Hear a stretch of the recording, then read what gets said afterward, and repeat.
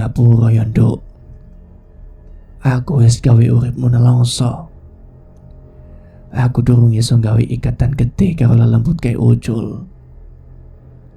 Saiki tak pasrahke ning awakmu ya nduk, ucapnya sambil berjalan untuk menuju ke arah Dinda.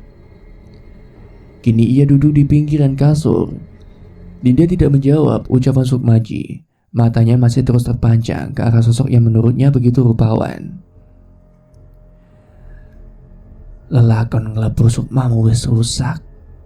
Amarga lelakumu karo bocah lanang kae.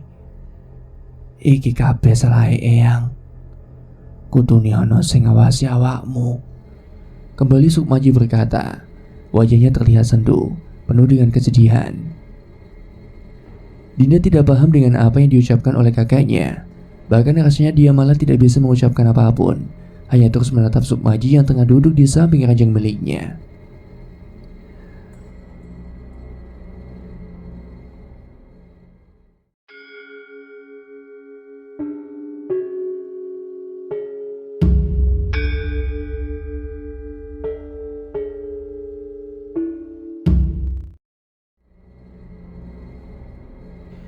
Assalamualaikum warahmatullahi wabarakatuh. Jumpa lagi dan selamat datang kembali di channel Netra Kala. Seperti biasanya pada kesempatan kali ini saya akan membagikan sebuah kisah misteri. Kisah kali ini berjudul Lebur Sukmo. Bagi teman-teman semua yang ingin langsung membaca cerita ini, bisa langsung klik link yang sudah saya sisipkan di kolom deskripsi video ini. Namun sebelum saya lanjutkan ke inti ceritanya, bagi teman-teman yang belum subscribe, silakan bisa tekan tombol subscribe terlebih dahulu dan jangan lupa aktifkan lonceng notifikasinya agar tidak ketinggalan update video terbaru dari kami. Untuk itu langsung saja tanpa perlu berlama-lama lagi, kita langsung ke inti ceritanya.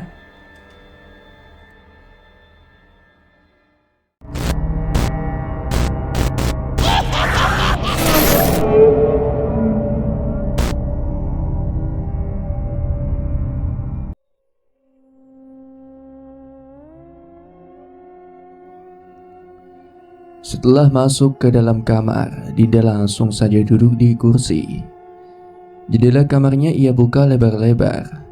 Pandangannya menerawang jauh. Pikirannya berkelana, mencerna segala sesuatu yang sudah dia alami di rumah ini. Belum lagi cerita yang ia dengar dari bapaknya. Semuanya serba membingungkan.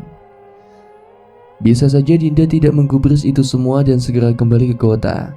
Namun ada dorongan di hatinya untuk memecahkan misteri yang masih menyelubungi masa lalunya itu tentang keadaan bapaknya. Siapa wanita itu sebenarnya? Dan siapa yang sudah naruh sajen di kamar kakek? Ucap Dinda lirih. Kalau memang benar wanita itu berkaitan dengan alasan kenapa ibu membuangku ke panti, berarti memang ada orang di rumah ini yang berniat buruk dengan kami. Lanjut Dinda. Sesekali dia menghela napas dalam-dalam, mencoba mempertimbangkan semua resiko yang ada. Dinda bukan orang yang sembrono. Dia selalu penuh dengan perhitungan, tidak mau salah-salah. Apalagi ini menyangkut keamanan dirinya dan juga bapaknya. Semoga ini yang terbaik, ucap Dinda. Setelah semua ia pertimbangkan matang-matang, Dinda memutuskan untuk mencari satu persatu. Dimulai dari menggeledah kamar yang digunakan oleh kakek dan neneknya selama ini. Jika memang tidak ada sesuatu yang aneh di sana, tidak mungkin Pak Kusno atau Mbok Marni menaruh sajen di belakang cermin besar itu. Iya, aku akan mencoba untuk mencari tahu dari sana dulu, batin Dinda. Ditengoknya jam sudah menunjukkan pukul 11 malam. Ada kemungkinan semua orang sudah tidur, yang berarti dia bisa melakukan rencananya saat ini juga. Dinda tidak ingin ada yang tahu, bahkan Ahmad sekalipun. Beranjak Dinda menuju ke arah kamar kakek dan neneknya. Sempat dia berhenti di depan pintu. Entah kenapa suasana rumah ini terlihat begitu menakutkan. Mungkin siang masih ada banyak aktivitas, Tetapi ketika makan malam selesai dan semua orang masuk ke kamarnya masing-masing, seolah-olah rumah ini menjadi sesuatu yang berbeda. Jantung Dinda berdebar keras. Dia sebenarnya merasa khawatir jika sosok hantu wanita itu muncul kembali. Memang benar tidak ada darah sama sekali yang terlihat, tapi kulitnya yang pucat serta matanya yang benar-benar putih membuat dirinya bergidik dengan ngeri. Memantapkan hatinya, Dinda mulai melangkah. Sesekali dia menoleh ke arah dapur, takut kalau Mbok Marni atau Pak Kusno sedang berada di dalam rumah. Sampainya depan kamar, Dinda membuka pintu kayu dengan perlahan dan melangkah masuk. Tubuhnya langsung berhenti, hidungnya mengendus-endus udara di sekitarnya. Bau dupa, ucap Dinda. Bau dupa yang ia cium jauh lebih pekat daripada tadi siang. Ia menolehkan kepalanya, memandangi dengan seksama ruangan gelap itu. Tidak ada siapa-siapa. Dinda dengan buru-buru menutup pintu di belakangnya. Meski beresiko, tapi dia berpikir jika nanti saat sedang mencari petunjuk ada pergerakan aneh, bisa langsung bersembunyi. Tidak menghidupkan lampu dan hanya mengandalkan penerangan dari senter HP miliknya, Dinda melangkah menuju cermin besar yang ada di sudut ruangan. Kini dia sudah jongkok, badannya sedikit membungkuk. Dan benar dugaannya, ada yang sudah menghidupkan dupa di sini. Buru-buru Dinda menggigit HP-nya, tangan kirinya ia letakkan di lantai, sedangkan tangan kanannya mencoba untuk menarik tampah yang ada di belakang cermin. Goleki apa, Nduk?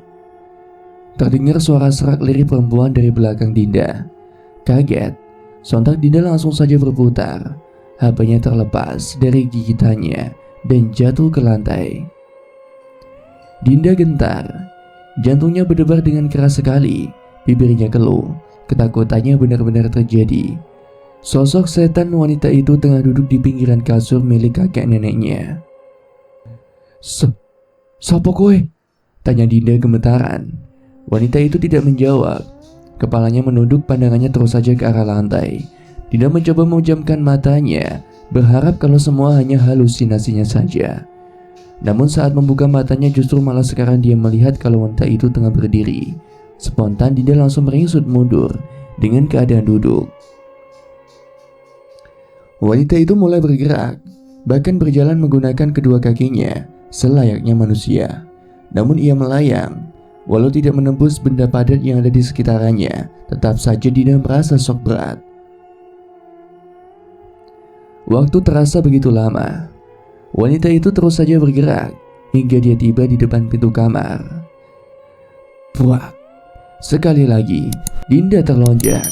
Tidak ada angin, tidak ada hujan, dan bahkan wanita itu tidak menyentuh handle pintu. Tapi daun pintu kamar kakek neneknya tiba-tiba saja terbuka dengan keras. Lalu sosok itu pergi dan kembali pintu kayu itu menutup dengan kerasnya. Astagfirullahaladzim, ucap Dinda kaget. Tubuhnya gemetaran. Tidak menyangka kalau setan bisa melakukan hal seperti itu. Selama ini dia hanya mendengar kalau hantu hanya menakut-nakutinya dengan bentuk rupa mereka yang sangat mengerikan. Sesaat Dinda terdiam. Sesekali dia menutup matanya, mencoba mengatur napas dan menenangkan dirinya. Saat setelah kakinya bisa kembali bergerak, segera dia beranjak. Dinda memutuskan untuk segera pergi dari kamar itu. Batinnya masih terguncang. Jauh lebih baik saat ini berada dalam kamarnya, memikirkan kembali bagaimana caranya agar bisa mendapatkan petunjuk tanpa harus berinteraksi dengan wanita itu. Namun baru saja Dinda membuka pintu kamar, keterkejutannya tidak berhenti sampai di situ saja. Dinda berpikir kalau dia sudah pergi dan ternyata itu salah. Wanita itu masih berdiri tidak jauh dari pintu kamar kakek dan neneknya, seolah sedang menunggu Dinda untuk mengikutinya. Dinda tidak berani mendekat, padahal itu satu-satunya jalan agar dia bisa kembali ke kamarnya. Tubuhnya kembali mematung. Pilihannya cuma dua, kembali ke kamar kakek neneknya atau berjalan keluar dari rumah. Baru saja Dinda berniat untuk berjalan ke arah luar, sosok itu tiba-tiba saja berpaling. Dalam keremangan Dinda dengan jelas melihat wajah wanita itu. Matanya berwarna putih, kulitnya begitu pucat dan ekspresinya terlihat datar. Mereka kini saling tatap. Tubuh Dinda sudah lemas, bahkan dia sama sekali tidak bisa menggerakkan kakinya. Hingga wanita itu tersenyum. senyum yang sangat mengerikan. Bibirnya tertarik hingga sampai ke ujung tulang pipi, mendekati telinga. Astagfirullah, astagfirullah, ucap Dinda. Kembalilah sosok itu berjalan, kini dia melangkah menuju kamar bapaknya. Tanpa tahu apa yang terjadi, Dinda segera berjalan mengikuti wanita itu. Seolah ada dorongan yang tidak bisa ia kendalikan untuk mengikuti wanita itu. Pintu kamar Ahmad dari jarak beberapa meter sudah terlihat terbuka. Berjalanlah cepat Dinda segera menghambur ke dalam. Sosok wanita itu tengah berdiri menatap Ahmad. Wong lanang iki wis gawe perkara. Yen kowe ora pengen dadi kaya dekne, ndang rampungno apa sing wis dimulai.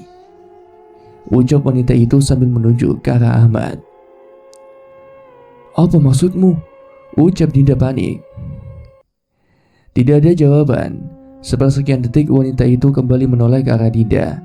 Dengan senyum yang mengerikan, Dinda berkedip, mencoba menjernihkan pikirannya, dan saat matanya terbuka, sosok wanita itu sudah lenyap. Hanya tersisa bau bunga mawar yang begitu kuat. Ojo anakku, wes aku wae, jupuk aku, lunga nduk, lunga. Mendengar suara Ahmad, Dinda buru-buru mendekat. Dia pandangi wajah bapaknya itu. Terlihat sekali dia sedang tersiksa, walau dalam tidurnya. Air mata Dinda kembali mengenang di matanya. Dinda mematung, kelopak matanya berkedip beberapa kali dengan cepat. Bukan untuk memulihkan kesadaran, tapi karena sebuah pertanyaan yang tiba-tiba saja muncul di dalam hatinya. Lakukan sekarang, dia tidak akan bangun, ucap seseorang dalam benak Dinda. Batinnya berkecamuk. Ada dorongan kuat untuk mengecek ke dalam brankas milik bapaknya. Sekarang lakukan, ucap suara itu lagi. Tanpa pikir panjang, Dinda langsung berpaling menghadap ke arah almari dan langsung menuju ke arahnya. Sesekali dia menengok ke arah Ahmad, memastikan kalau bapaknya masih tertidur dengan pulasnya. Sebisa mungkin Dinda tidak menimbulkan suara. Dinda pelan-pelan menggeser lemari besar yang ada di hadapannya itu. Kini dia sudah jongkok, serta sandi sudah dia masukkan. Segera Dinda mencari-cari barang yang bisa membawanya memecahkan misteri masa lalunya. Awalnya tidak ada sesuatu yang aneh dalam berangkas itu. Hanya ada berkas-berkas dan sertifikat kepemilikan, serta tumpukan-tumpukan uang. Hingga di area paling belakang, tertutup tumpukan uang, dia mendapati ada satu buku usang yang bersampul kulit. Tidak menunggu lama, Dinda langsung mengambilnya dan segera menutup berangkas. Kepalanya kembali menoleh ke arah Ahmad. Namun alangkah kagetnya, sosok wanita itu muncul lagi. Dia sudah ada di sisi Ahmad dan terus saja membelai kepala laki-laki itu. Dinda benar-benar menguatkan mentalnya. Tidak mungkin meninggalkan kamar bapaknya dengan kondisi berangkas terbuka seperti ini. Dengan tangan gemetaran, Dinda menutup berangkas dan menggeser almarinya. Sebelum melangkah keluar sekali lagi, Dinda menolehkan kepalanya ke arah bapaknya. Tapi sial, wanita itu masih terus memandangi Dinda dengan senyum yang mengerikan. Ketakutan Dinda buru-buru beranjak dan berjalan menuju kamarnya. Saat ini Dinda berada di salah satu kafe tidak jauh dari rumah kakek dan neneknya. Dia sengaja pergi, tidak ingin membaca buku itu di rumah. Semalam dia sudah melihat sekilas benar apa yang dia duga. Buku bersampul kulit ini merupakan sebuah catatan. Tidak ada nama, hanya sebuah petunjuk tanda tangan di bagian bawah pada setiap tulisan. Dinda meyakini buku ini milik ibunya. Buku tulisan tangan itu tidak banyak menceritakan sebuah kejadian, hanya kutipan-kutipan yang hampir semuanya kalimatnya penuh dengan makna dan misteri di dalamnya. Di sudut kafe, Dinda termenung. Kepalanya menatap buku yang ada sudah tergeletak di meja. Dahinya berkerut, mencoba memahami apa maksud dari kalimat yang dituliskan oleh ibunya di lembar yang pertama yang berbunyi, ikatan bukan hanya sebuah sumpah yang terucap. Ikatan bukan perkara waktu. Ikatan menjadi rantai kematian.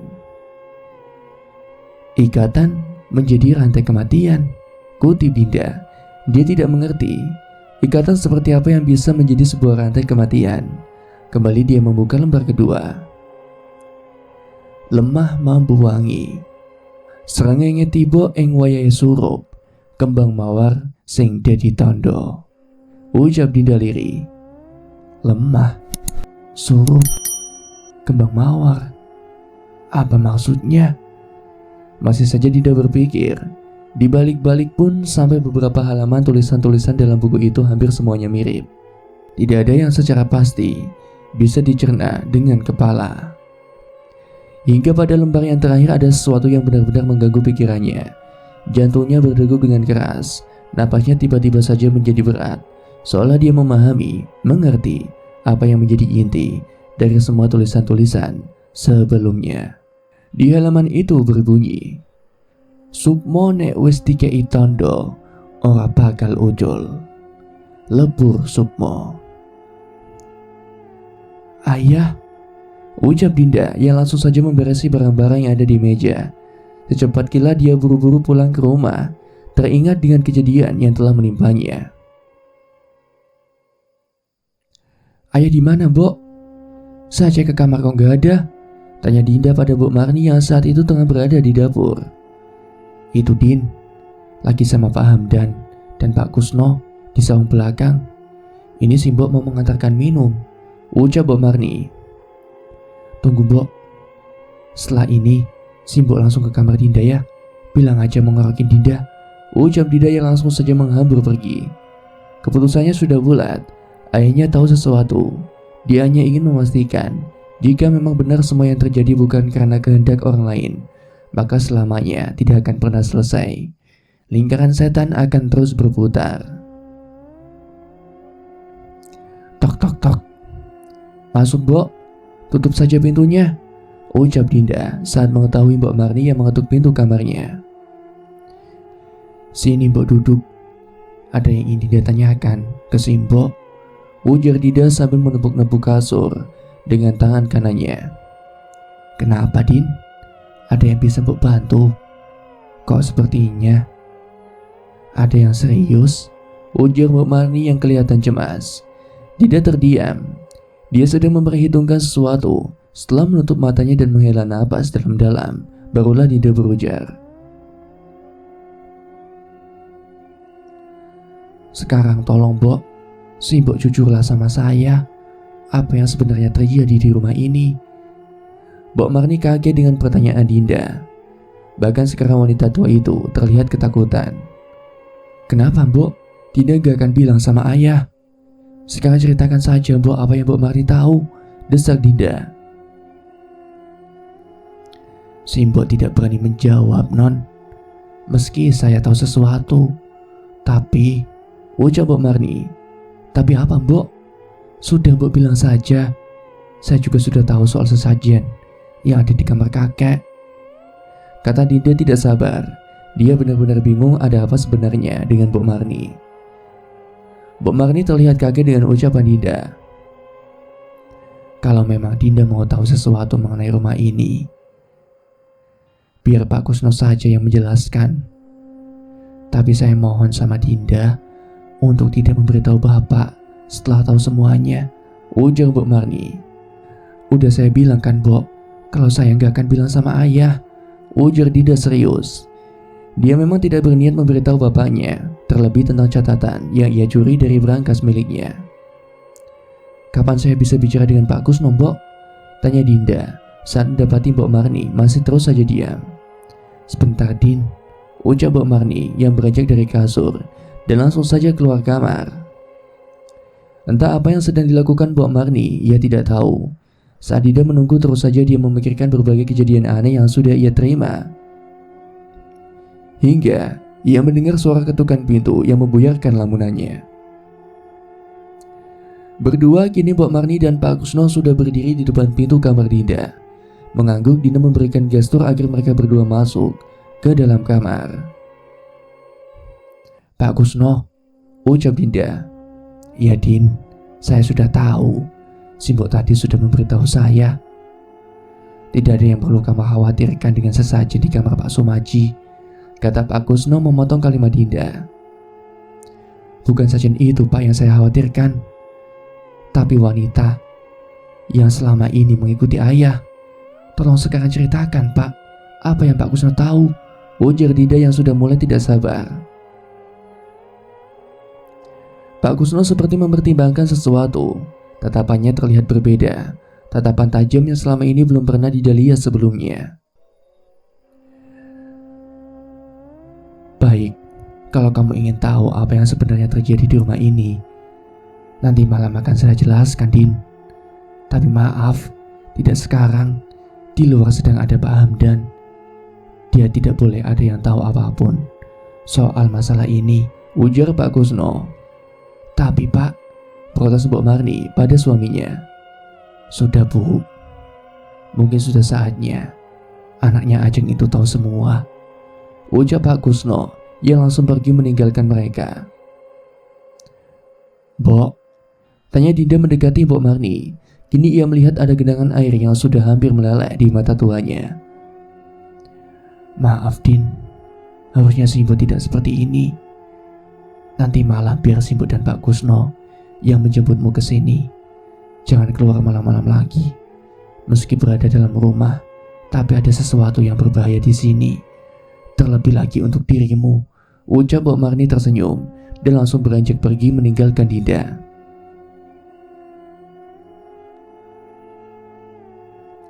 Malam kembali menjelang. Dinda menunggu dengan harap-harap cemas. Segala rasa penasaran yang sudah menumpuk dalam hatinya sudah ingin dia ladakan. Ditengoknya jam sudah menunjukkan pukul 10 malam lebih.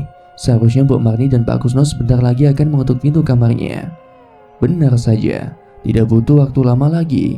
Suara ketukan muncul dari arah pintu kamar. Buru-buru Dinda beranjak segera membuka pintu kamar. Masuk, Bok. Pak Kusno mana? Ucap Dinda dengan menggeser tubuhnya, mepet ke pintu. Tidak, jangan di sini. Bawa jaketmu, kita keluar sebentar, ucap Mbok Marni. Kemana, Mbok? Ucap Dinda penasaran. Dia tidak menyangka akan diajak keluar dari rumah. Sudah cepat, Pak Kusno sudah menunggu, cepat, ujar Mbok Marni seolah sedang terburu waktu. Dengan buru-buru Dinda menyambar jaket yang tergantung di dekat lemari. Keduanya berjalan, tidak ada obrolan sama sekali. Terus saja mereka melangkah. Dari arah pintu belakang Dinda melihat Pak Kusno sedang duduk bersila di sisi pohon tempat pertama kali Dinda melihat sosok wanita itu. Apa yang sedang dilakukan Pak Kusno, Mbok? Ujar Dinda. Sudah, kita tunggu saja, jawab Mbok Marni yang terus saja memandang suaminya dari beberapa meter. Dinda hanya mengangguk dan terus saja melihat ke arah Pak Kusno. Sudah beberapa menit berlalu, angin mulai berhembus dengan kencang. Sesekali dia mencium bau dupa yang terbawa angin masuk dan ke dalam indera penciumannya. Menyadari apa yang sedang dilakukan oleh Pak Kusno, kewaspadaan Dinda bertambah. Dilihatnya Pak Kusno sudah beranjak, tapi ada sesuatu yang membuat Dinda tersentak. Sosok wanita itu tengah berdiri menatapnya dengan tatapan yang datar dan mengerikan. Tubuhnya ia rapatkan ke arah Mbok Marni, merasa terancam dengan kemunculan hantu wanita itu. Sudah, tidak perlu kau pedulikan dia. Biar dia di sana, ujar Pak Kusno saat melihat Dinda masih terus saja memandangi wanita itu. Bok, tolong buatkan minum ya. Kita bicara di luar saja, lanjutnya sambil duduk di bangku taman belakang. Dinda menurut. Dia lantas duduk di depan Pak Kusno, menghadap ke arah pohon mangga. Rokok, Din, tawar Pak Kusno yang sudah membakar sebatang rokok. Dinda menggeleng. Tidak, bukan perokok, Pak, ujar Dinda menjauhkan sebungkus rokok dan korek di hadapannya. Pak Kusno mengangguk dan tersenyum. Jadi apa yang ingin kamu ketahui? Tanya Pak Kusno saat Mbok Marni sudah duduk bersama mereka. Dinda tidak langsung menjawab, matanya kini mengarah ke Pak Kusno. Laki-laki di hadapannya jauh berbeda sekali saat pertama kali Dinda bertemu. Kini tatapan ramahnya sudah hilang, tergantikan dengan tatapan tegas dan keras. Apa yang sebenarnya terjadi di rumah ini, Pak? Kata Dinda. Banyak, bahkan mungkin jauh lebih banyak daripada yang bisa kamu bayangkan, jawab Pak Kusno. Sedangkan Mbok Marni masih terus terdiam dan memandang Dinda. Sejak pertama saya datang ke tempat ini, semua terasa dingin. Bahkan mungkin panti asuhan jauh lebih hangat. Saya tidak merasakan adanya keluarga di tempat ini, Pak, ucap Dinda. Memang itu salah satu cara Ajeng agar kamu merasakan hidup. Punya keluarga yang tidak mungkin akan kamu dapatkan di sini, ucap Pak Kusno. Dalam hati Dinda tersenyum. Dia sudah bisa memancing Pak Kusno untuk bicara. Tapi kenapa, Pak? Apa alasan utamanya? Bahkan ayah sendiri tidak tahu kenapa ibu sampai tega membuangku, ucap Dinda. Ajeng itu tidak membuangmu, koreksi Mbok Marni. Dia sangat sayang sama Dinda, tapi dengan cara yang berbeda, lanjut Mbok Marni. Terlihat kini bola matanya sudah mulai memerah, menahan tangis. Bapak ingat ketika semua kejadian ini dimulai. Saat kelahiranmu, semua orang nampak bahagia. Akhirnya setelah beberapa tahun Ahmad bisa memiliki keturunan. Tapi itu tidak berlangsung lama. Kutukan yang mengikat keluarga kalian sudah turun-temurun dan sulit untuk dihilangkan, kata Pak Kusno. Kutukan, Pak? Apa maksudnya dengan kutukan? Tanya Dinda kebingungan. Sejenak Pak Kusno menghela napas. Semua kejadian itu masih terasa segar di ingatan kami. Pada suatu malam, Pak Sumaji mengetuk pintu pavilion. Wajahnya terlihat gusar. Tok tok tok. No, Kusno, ucap Pak Sumaji sambil terus-menerus mengetuk pintu dengan sedikit keras agar bisa menyaingi suara gemuruh guntur dan air hujan yang turun dengan lebat. Iya, Pak. Ada apa, Pak? Ucap Kusno panik saat mengetahui bahwa orang yang mengetuk pintu itu adalah majikan tempat di mana dia bekerja.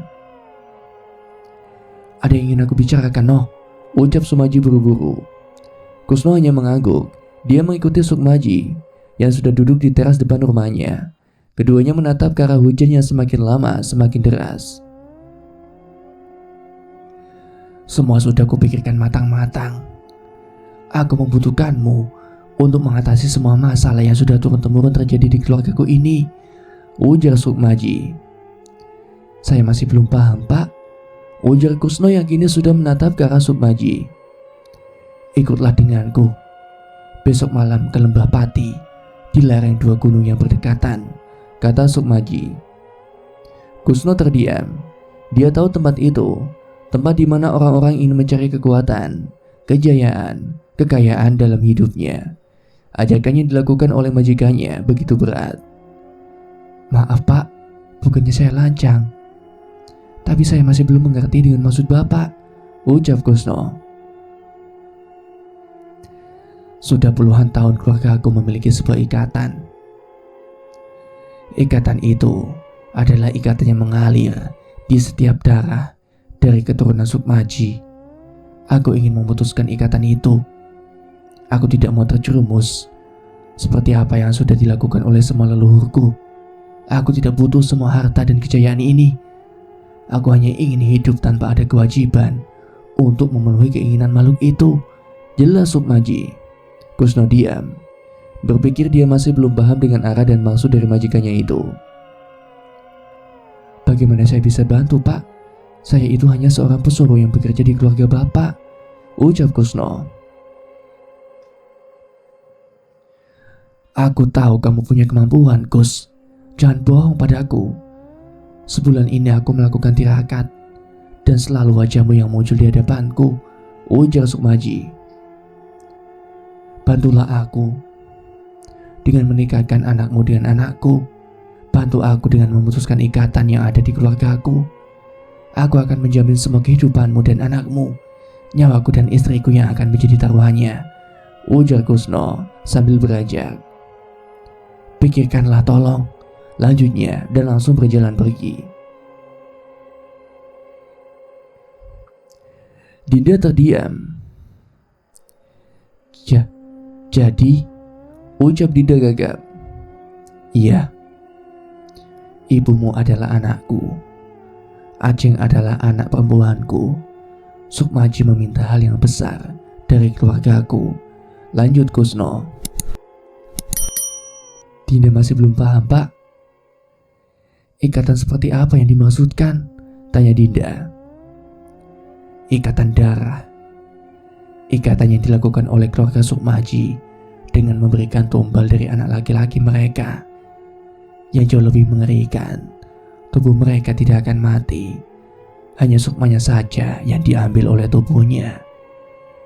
Dan tubuhnya akan dikendalikan oleh lelembut itu. Jelas Pak Kusno? Jadi, ikatan itu sudah terputus? Tanya Dinda syok. Dia benar-benar tidak menyangka kalau masalahnya serumit ini. Tidak, ucap Pak Kusno. Ternyata dengan menikahkan Ahmad dan Ajeng hanya menunda kehadiran makhluk itu. Lanjut Pak Kusno. Sedangkan Mbok Marni sudah terlihat menangis. Tidak terhenyak, kepalanya benar-benar sakit. Apa yang harus dia lakukan sekarang? Bagaimana Pak Kusno tahu kalau ikatan itu tidak terputus? Tanya Dinda. Karena kelahiranmu. Seharusnya setelah ikatan darah dengan Sengkolo putus, maka terputus pula jalur keturunan keluarga Sukmaji. Yang berarti Ahmad akan mengalami kemandulan. Tapi sepertinya takdir berkata lain. Kami semua senang mendengar Ajeng hamil, tapi hanya aku dan Sukmaji yang tahu kalau nyawa keluarga kalian sedang terancam. Apalagi pertanda itu muncul kembali setelah sekian lama tidak terlihat. Jelas Pak Kusno. Pertanda Pak? Pertanda seperti apa? Tanya Dinda yang kini sudah merasa tidak nyaman dengan semua ini. Pertanda dengan munculnya kelopak bunga mawar pada malam-malam tertentu. Dinda terdiam. Dia ingat waktu kejadian di mana dia melihat banyak kelopak bunga mawar yang berserakan di kamar tidur bapaknya. Lalu apa yang selanjutnya terjadi? Kembali Dinda bertanya, tatapannya berganti ke arah Pak Kusno dan Mbok Marni.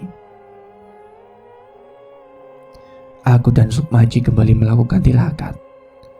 Kami mendapatkan petunjuk. Awalnya Sukmaji tidak setuju karena harus memisahkanmu dengan orang tuamu. Tapi itu tidak ada cara lain. Teror dari Sengkolo semakin menjadi-jadi. Yang awalnya hanya sebuah wayangan berubah menjadi penampakan. Puncaknya, dirimu itu selalu sakit-sakitan dan menangis sepanjang malam. Dan yang paling parah, beberapa kali napas dan detak jantungmu terhenti. Jelas Kusno. Dinda mengusap wajah dengan kedua tangannya. Semua yang diceritakan Pak Kusno baginya sama sekali tidak bisa dicerna oleh akal sehat. Awalnya dia berpikir kalau kedua orang tua di hadapannya itu sedang mengincar nyawa Ahmad. Tunggu. Dinda masih belum sepenuhnya paham. Dan ibu dengan mudah menuruti keinginan kalian? Tanya Dinda. Bagaimana mungkin seorang ibu tega dan mau dipisahkan dengan bayinya yang masih berumur beberapa bulan? Aku tidak mendidik anakku untuk menjadi seorang yang tidak punya hati nurani. Tugas Pak Kusno. Ajeng itu terpaksa. Dia menanggung rasa sakit di hatinya sendirian. Bahkan suaminya Ahmad sama sekali tidak tahu dengan rencana yang sudah disiapkan oleh Sukmaji. Semua itu demi kehidupanmu, ujar Mbok Marni setelah sekian lama diam dan mendengarkan. Dinda mencerna apa yang diucapkan oleh Pak Kusno dan Mbok Marni, tapi ada satu hal yang mengganjal di hatinya. Dan setelah Dinda ditaruh di panti asuhan semuanya selesai? Tanya Dinda. Setelah aku dan Sukmaji memberitahu ibumu, Ajeng sangat cemas. Pikirannya terbagi antara keselamatanmu dan suaminya. Tiap malam kami selalu melakukan tirakat. Saat itu Ahmad masih bekerja di luar kota. Jadi dia sama sekali tidak tahu. Akhirnya pada suatu malam, datanglah petunjuk. Kami mengatur semuanya. Aku yang membawamu ke panti, sedangkan Sukmaji menahan agar Sengkolo tidak tahu keberadaanmu. Terang Pak Kusno. Bagaimana caranya? Sambar Dinda. Lebur Sukmo. Jawab Mbok Marni singkat.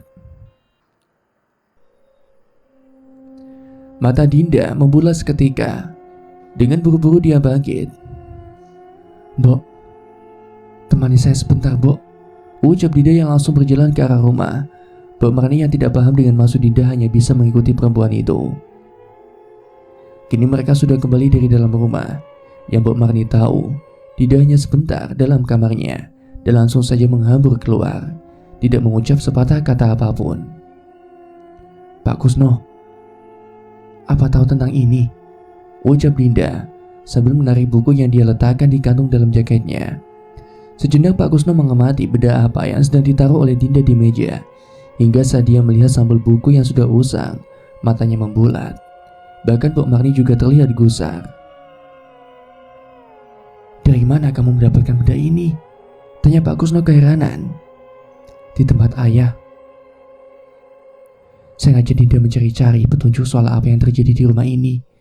"Tentang masa lalu Dinda," ucap Dinda. Mereka semua diam. Pak Kusno sedang membolak-balikan halaman yang ada di buku itu. "Apa buku itu milik ibu?" tanya Dinda. Pak Kusno menggeleng. "Tulisan ini bukan milik Ajeng. Ini milik Sukmaji," ucap Pak Kusno yang masih saja membaca dari isi buku itu. "Di sana ada tulisan yang menyebutkan tentang lebur sukma." "Apa itu lebur sukma, Pak?" tanya Dinda yang masih haus akan sebuah kebenaran. Pak Kusno menutup buku itu dan menyerahkannya pada Mbok Marni yang sedari tadi ikut nimbrung membaca bersama suaminya. Lebur sukma itu adalah ritual yang dilakukan untuk menghilangkan hawa keberadaan dari seseorang. Itu dimaksudkan agar orang yang melakukan ritual itu tidak diketahui keberadaannya oleh para lembut, jawab Pak Kusno. "Bagaimana caranya, Pak?" tanya Dinda. Pak Kusno tersenyum. Dinda benar-benar mirip dengan Ajeng. Bahkan naluri keingintahuannya bisa hampir sama dengan putrinya. "Sebelum aku mengambilmu dari kamar, Mbok Marni sengaja pulang beberapa hari sebelumnya. Beralasan orang tuanya sakit. Di rumah keluarga Mbok Marni kami menyembunyikanmu, dan di sanalah kami melakukan ritual lebur sukma dengan membuat seolah-olah kamu sudah meninggal, mengkafanimu, dan juga mendoakanmu selayaknya orang yang telah berpulang," jelas Pak Kusno. "Dan Pak Kusno sengaja mengabadikan itu semua serta mengirimkannya pada ibu agar seolah-olah aku sudah meninggal. Kenapa ayah tidak diberitahu?" tanya Dinda memberondong. Hatinya begitu pilu mengingat ayahnya yang sama sekali tidak diberitahu apapun. Dia paham bagaimana rasanya hidup dengan sebuah misteri. "Ayahmu orang yang sembrono. Nyatanya dia sendiri yang hampir saja membuat Sengkolo bebas berkeliaran," tugas Pak Kusno. "Maksudnya?" tanya Dinda keheranan. "Kamu sudah melihat kan cermin besar yang ada di kamar Sukmaji? Dari situlah kemunculan Sengkolo. Pernah sekali Ahmad berpikir kalau Sukmaji dalang dari semua ini karena melihat ada saja di bawah cermin itu. Lantas dia dengan gerangnya membawa palu ingin menghancurkan cermin tua itu. Jika wanita itu tidak aku dan Sukmaji tempatkan di sini, mungkin kalian semua sudah meninggal," ujar Pak Kusno. Dinda menghela napas. "Siapa sosok wanita itu, Pak?" ucap Dinda sambil menunjuk ke arah pohon mangga yang ada di seberang rumah. "Kamu masih bisa melihatnya?" ucap Pak Kusno heran karena Dinda yang masih bisa melihat sosok wanita itu. Dinda menganggukkan kepalanya. "Dia yang sudah membantu Dinda untuk mencari buku itu, dan sudah beberapa waktu yang lalu Dinda melihat dia selalu mengelus-ngelus kepala ayah," ucap Dinda. Pak Kusno terkejut dengan pernyataan Dinda. Tidak menyangka Dinda sudah berlaku sejauh itu. "Dia adalah Ratmi, sosok yang mendiami lembah Pati. Aku dan Sukmaji berhasil membujuknya untuk melindungi keluarga ini," ujar Pak Kusno yang sekarang terlihat begitu lelah. Dinda memejamkan matanya, mencoba menerima semua informasi yang sungguh di luar nalarnya. "Apa ayah bisa sembuh, Pak? Kalau memang itu gangguan gaib seperti apa yang Pak Kusno bilang?" tanya Dinda. Secercah harapan muncul dalam batinnya, berharap ada cara untuk bisa menyembuhkan penyakit bapaknya. Pak Kusno nampak bingung, seperti ada yang tengah dia perdebatkan dalam dirinya. "Pak," Tanya Dinda sekali lagi. Bapak tidak tahu. Pikirkan lagi nanti. Sekarang lebih baik kamu kembali ke kamar, ucap Pak Kusno sambil melihat ke arah jam tangannya. Dinda nampak kecewa. Sekarang dia sudah mengetahui misteri kenapa ibunya sampai tega-teganya menaruhnya di panti asuhan. Namun masalah tidak berhenti sampai di situ. Justru sekarang Dinda ingin membuat Ahmad bisa bergerak seperti sedia kala. Selepas kembali ke kamarnya, Dinda tidak langsung tidur. Dia berbaring menatap langit-langit, memikirkan cerita yang disampaikan oleh Pak Kusno. Baginya masih ada beberapa bagian yang terlihat aneh. Kalau Ratmi memang menjaga ayah, kenapa dia meminta untuk segera menyelesaikan apa yang sudah dimulai? Pikir Dinda. Pikirannya terus bergelut, menyambungkan semua kejadian yang menimpanya dan juga cerita yang sudah disampaikan oleh Pak Kusno. Apa yang sebenarnya diinginkan oleh Ratmi? Dan kalau memang ayah yang menyimpan ini di berangkasnya, berarti dia seharusnya juga tahu, atau setidaknya dia sudah memperkirakan apa yang sebenarnya sudah terjadi. Batin Dinda bingung. Kepalanya sudah terasa berat. Sesekali dia menutup matanya, mencoba agar bisa terlelap. Pikirnya setelah dia mengetahui alasan kenapa ibunya sampai hati membuangnya di pantai, semua akan selesai. Tapi sekarang justru harus dihadapkan dengan masalah-masalah yang ada di luar nalarnya. Lelah memikirkan semua masalah yang ada, tanpa sadar Dinda tertidur. Duk, bangun. Dinda menggeliat. Dia mendengar ada suara yang sedang mencoba untuk membangunkannya. Duk, bangun Duk. Sekali lagi suara itu hinggap di telinga Dinda. Beberapa kali ia mengerjapkan matanya. Pandangannya masih terasa kabur. Namun jelas di depannya kini nampak sosok laki-laki yang tengah berdiri. Eyang, ucap Dinda spontan. Meski dia belum pernah bertemu dengan Sukmaji, tapi seolah dia sudah mengenali siapa laki-laki yang ada di depannya itu. Sosok itu tersenyum. Nampak sekali bahwa Sukmaji terlihat gagah dengan pakaian beskap Jawa yang tengah ia gunakan. Di ngapura ya Nduk, aku wis gawe uripmu nelongso. Aku durung iso gawe ikatan gede karo lelembut kayak Ucul. Saiki tak pasrahke ning awakmu ya Nduk, ucapnya sambil berjalan untuk menuju ke arah Dinda. Kini ia duduk di pinggiran kasur. Dinda tidak menjawab ucapan Sukmaji. Matanya masih terus terpancang ke arah sosok yang menurutnya begitu rupawan. Lelakon nglebur Sukmamu wis rusak. Amarga lelakumu karo bocah lanang kae. Iki kabeh salahe Eyang. Kudune ana sing ngawasi awakmu. Kembali Sukmaji berkata. Wajahnya terlihat sendu, penuh dengan kesedihan. Dinda tidak paham dengan apa yang diucapkan oleh kakaknya. Bahkan rasanya dia malah tidak bisa mengucapkan apapun, hanya terus menatap Sukmaji yang tengah duduk di samping ranjang miliknya. Lelembut kae wis ngerti yen kowe ije urip. Saiki Eyang titip bapakmu yo. Aja sampai keblinger kaya Eyang iki, ucap Sukmaji yang lirih. Pandangan Dinda seketika kabur. Sepersekian detik seolah-olah semua berubah dengan cepat. Astagfirullahaladzim, ucap Dinda saat mendapati dia terbangun dari mimpinya. Perasaannya tidak menentu. Kepingan-kepingan ingatan mimpi muncul begitu cepat dalam ingatannya. Dirinya ketakutan. Selain mimpi yang barusan ia alami, suara wayangan itu juga mulai terdengar kembali. Meski terdengar lirih, tetapi tetap saja suara itu mengganggu gendang telinganya. Buru-buru Dinda bangkit tanpa menunggu kesadarannya pulih. Ia langsung bergerak cepat ke arah meja kamarnya, menuliskan setiap detil mimpi yang barusan ia alami. Suara wayangan itu semakin terasa kencang, seolah sedang ada parade yang tengah mendekati kamarnya. Sejenak Dinda ingin membuka pintu, khawatir dengan keadaan bapaknya. Rasa di kuku, rasa menyat. Sontak Dinda terperanjat hebat. Kepalanya menoleh seketika ke arah pintu kamar. Sosok Ratmi saat ini tengah berdiri mematung di sana. Demit kaya lagi goleki awakmu. Saiki dekne ngerti yen kowe iji urip. Cilakane saiki orang mung sekedar pengen duweni awake bapakmu, tapi Demit kae pengen ngrabeni awakmu. Ucap Ratmi dengan suara lirih. Dinda tersentak. Suara wayangan itu semakin kencang terdengar di telinganya.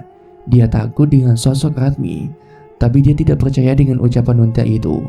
Justru yang ada di pikirannya sekarang adalah keselamatan bapaknya. Lanangan kae iki iso urip mergo aku. Yen saiki kowe karep pengen bapakmu mari, balekno aku ning panggonanku, Lembah Pati, kata Ratmi, seolah tahu apa yang sedang Dinda pikirkan. Dalam sekejap mata, sosok Ratmi tiba-tiba saja menghilang, sedangkan Dinda yang masih syok kembali terhenyak di bangku yang tadi ia duduki. Suara wayangan yang sedari tadi sayup-sayup Dinda dengar mulai terdengar menjauh.